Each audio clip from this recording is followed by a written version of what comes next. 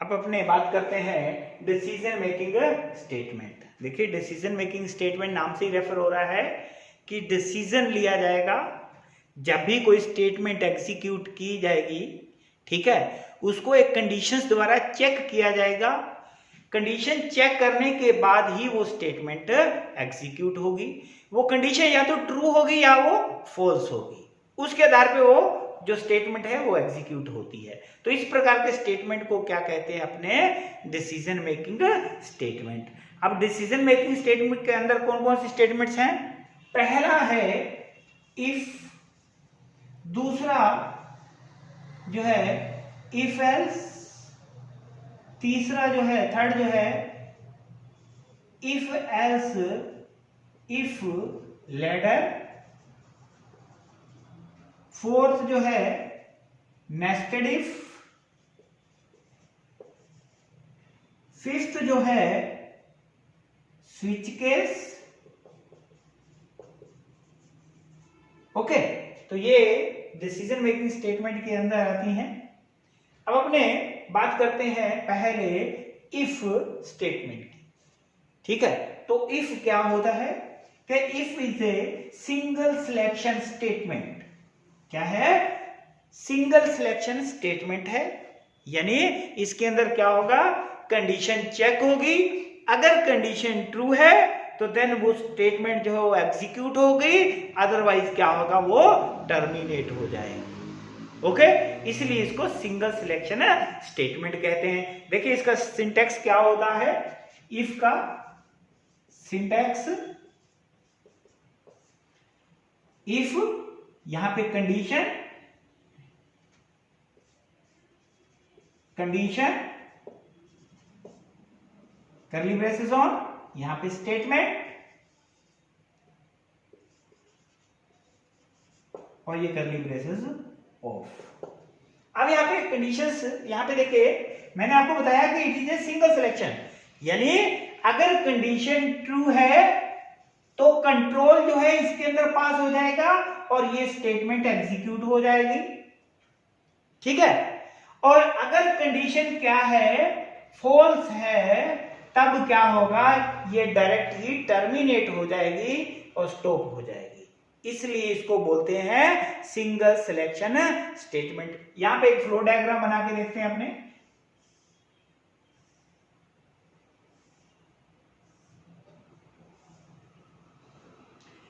If condition check किया, यहां पे स्टेटमेंट चली, एग्जीक्यूट हो गई और उसके बाद क्या होगा, वो स्टॉप हो गई। अगर कंडीशन क्या हुआ, फॉल्स हुई, तो डायरेक्ट ही क्या हो जाएगी, स्टॉप हो जाएगी। अगर कंडीशन ट्रू है तो एग्जीक्यूट होगी, ठीक है।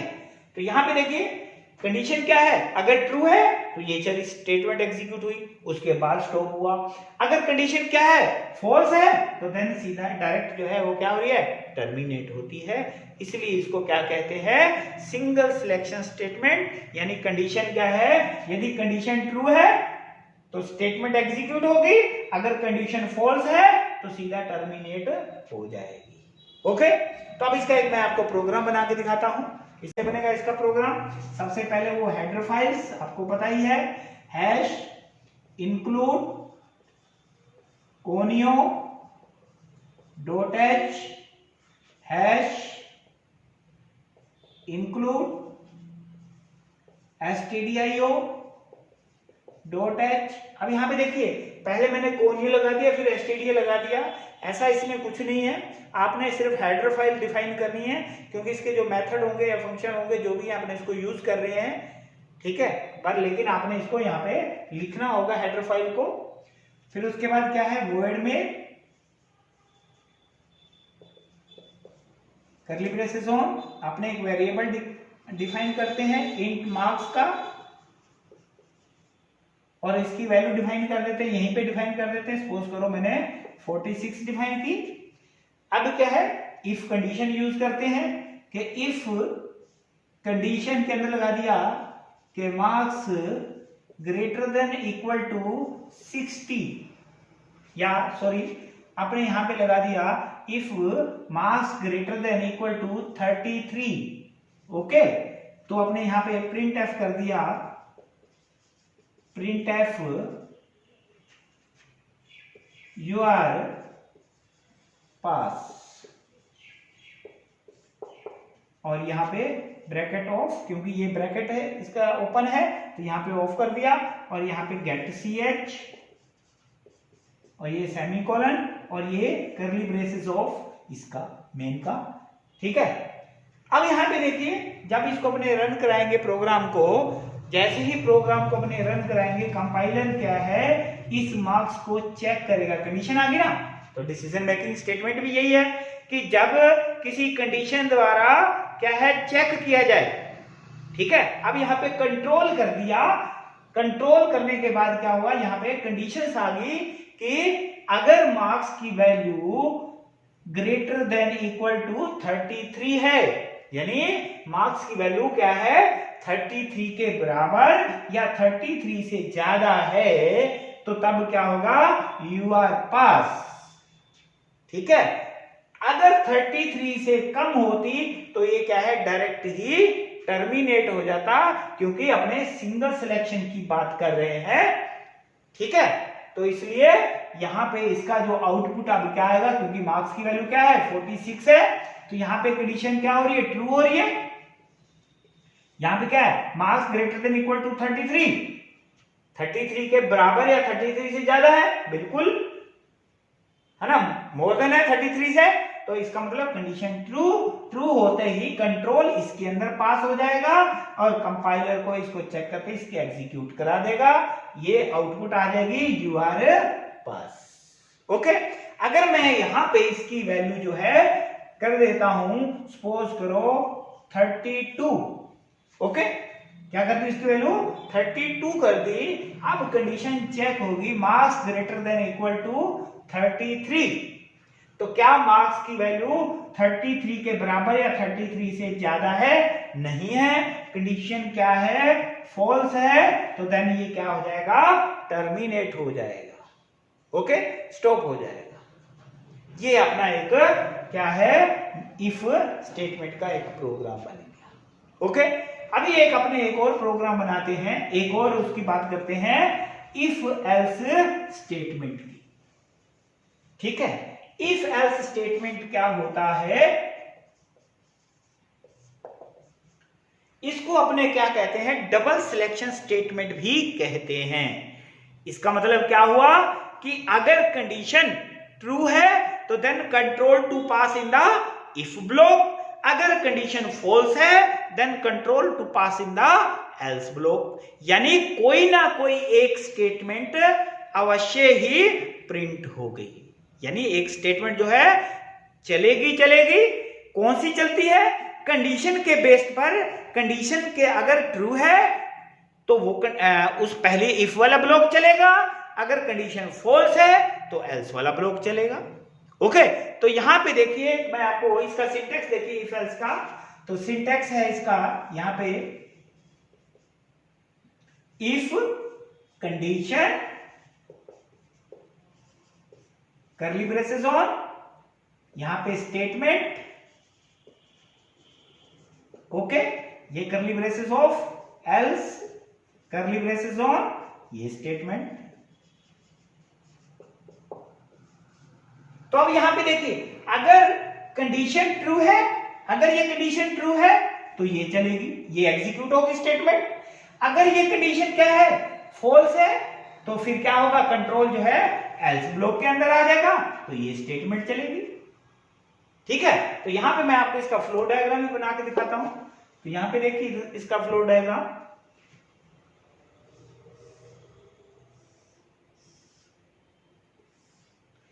यहां पे इफ कंडीशन करली ब्रेसेस, सॉरी करली ब्रेसेस, ये एरो का सिंबल, एरो ये है इसलिए लगाया गया है इसको लिंक करने के लिए। तो यहां पे स्टेटमेंट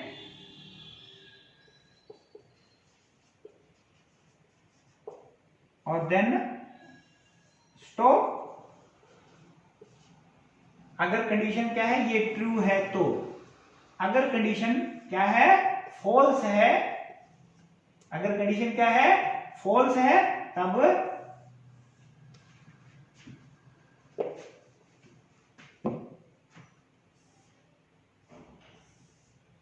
तब ये स्टेटमेंट, और उसके बाद ये चलेगा, स्टॉप होगा।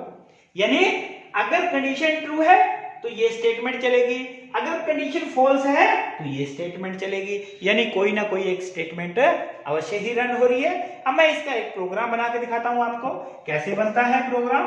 अपने प्रोग्राम बना रहे हैं फेल या पास का, क्या वो फेल है पास है, सबसे पहले वही hash include stdio .h hash include conio .h void में curly braces on int marks, इसकी वैल्यू दे देते हैं 46 वापिस। If marks greater than equal to 33 print F कर दिया, you are pass double quotes बंद करली ब्रेसेस ऑफ, एल्स के अंदर एल्स ब्लॉक लगाया, print F you are fail,